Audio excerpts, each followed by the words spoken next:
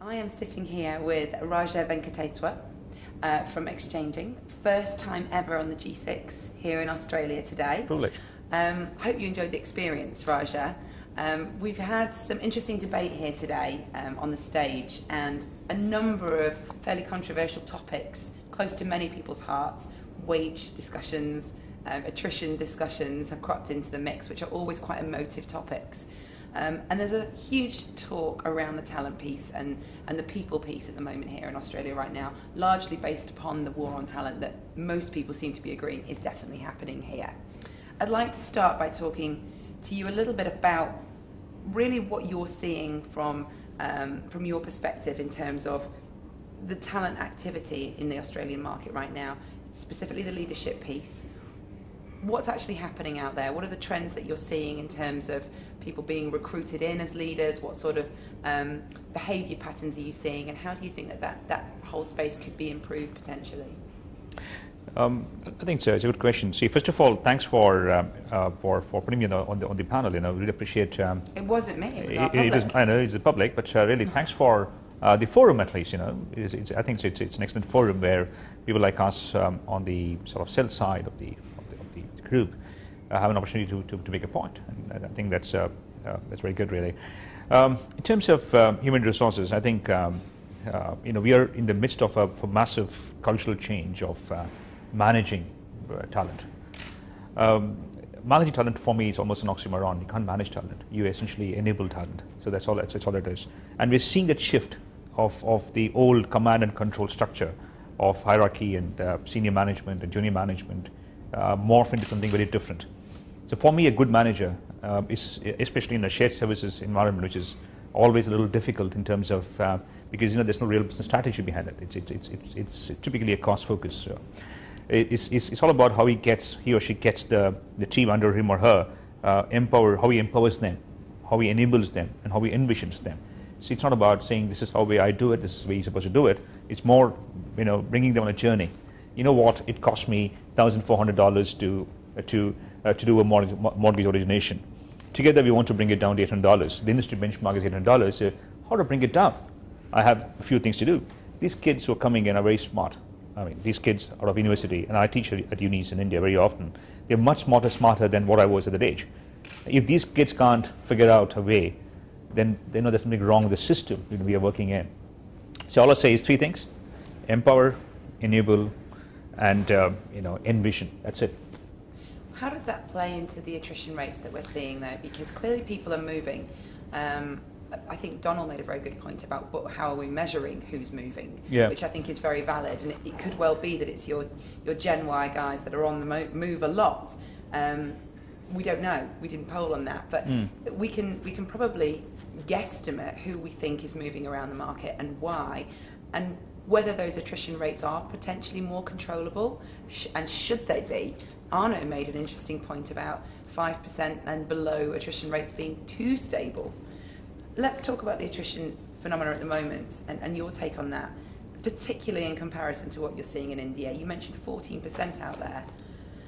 No, 14% is low actually. I'll actually very happily take 14% as attrition in India, believe me. See, before we get into attrition, and let's understand why these guys leave. See, if you look at a typical shared services center, especially in India, they typically, of people aged between 21 to 24, 25, 26. And that's really the median age you see these kids coming in. There's a shift. There's a demographic and an expectation shift happening today. India is coming out from being a very socialist economy to a capitalist economy, and it's changing rapidly. And the third key part of the entire ecosystem is all-pervasive knowledge. What happens today is known to everybody in the next second. So these three things, the fact that shared services captive or a shared service center is typically a cost center, doesn't have a business dynamic to it. The fact that the Gen Ys, as it were, or the kids who are by nature very very different to what the kids were 20 years back, and three, the fact that the knowledge is so pervasive today is we are in a perfect storm of attrition, because people are always looking at what's next, what is next. We are in the Facebook generation today. We can't do anything about it. So can we decrease attrition? I'm not sure I want to. I mean, I agree totally with Anu's point of 5% attrition. I probably look at 10% attrition being good for a shared services center. The more people you get in new, the more ideas coming in. How do I keep it at a level which is manageable? I think that's important. And there are two ways of doing it. One is find people to manage these teams who are by nature not command and control people, who are not micromanagers. I think that's one. The second is, enable a system by which kids get retrained and redeployed in different parts of the ecosystem. These kids want a challenge. They're not going to jump for somebody is giving them 10% more salary. They will. There will be a certain element which would, but a bulk shift because they want to do something different.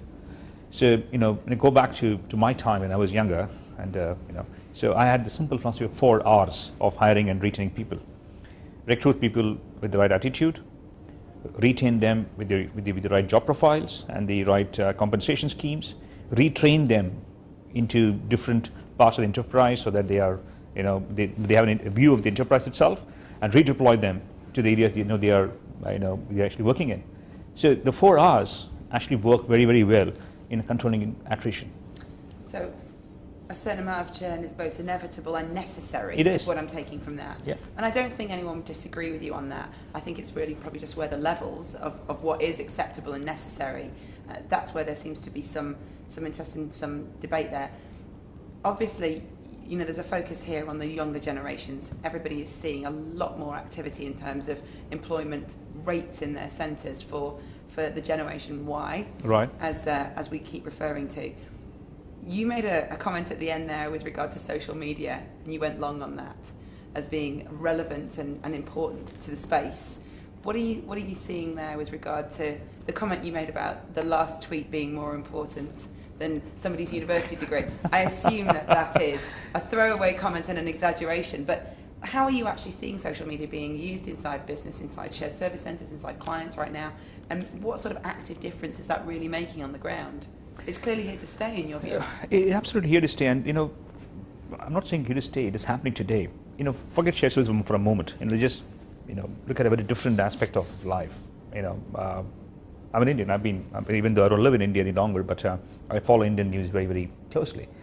It took 24 hours for a 73-year-old man to go on fast and find 4.5 million people on Facebook supporting him, changing an entire government's view on corruption. So that's what's happening today. I mean, we talk about Tunisia and Egypt. They're smaller countries. In India, with 1 billion people, an elected democratic government, had to change its policy because a frail 70-year-old man went on a fast to try and bring a Hong Kong-style edict in place in India. It took them 3 days to buckle down. It can't happen last year. It happens now because of Facebook. Sure, and I don't think anyone's doubting, obviously, the power of Facebook and other Exactly. tools in the space right now, but specifically in shared services, what can that actually mean now to people on the ground? What's the difference it's making in their day-to-day lives?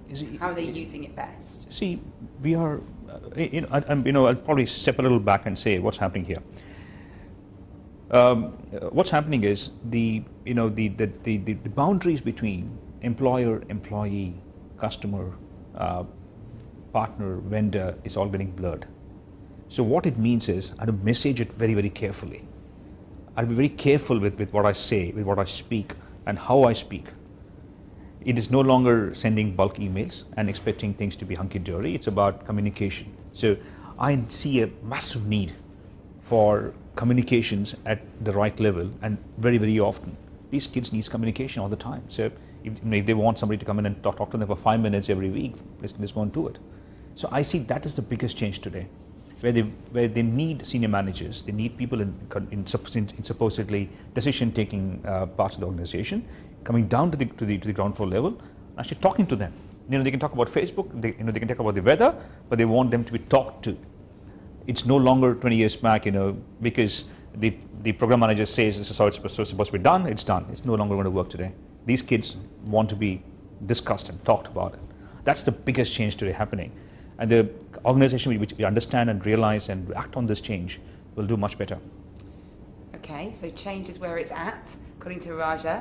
Let's wrap up on this point then. We talked a lot about themes from Donald's opening, actually, Yep. In today's session, one of which wasn't really touched on as much as I had hoped or expected it to be, and that's innovation.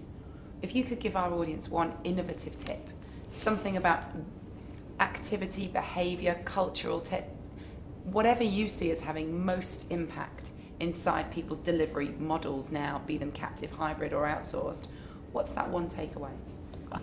You put in the spot there, haven't you? Well, I think the only tip, one tip actually, which we did a few years back was actually becoming very transparent as an organization. I think the only tip I can honestly give you to run a better shared services center or better team is becoming as transparent as possible.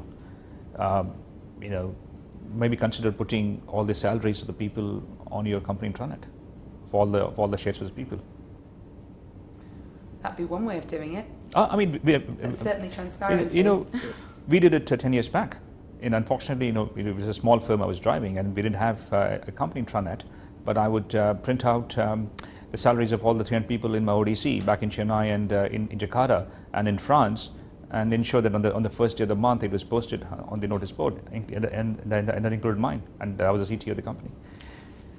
We had no attrition, none. It's an interesting tactic. Hey. I think we'll leave it on that point and see Sure. if the Australian audience feel the same way. Raja, thanks for joining us here Thanks today. a lot. I really appreciate your time. Hope you enjoyed the G6 as much as we did. Thanks a lot.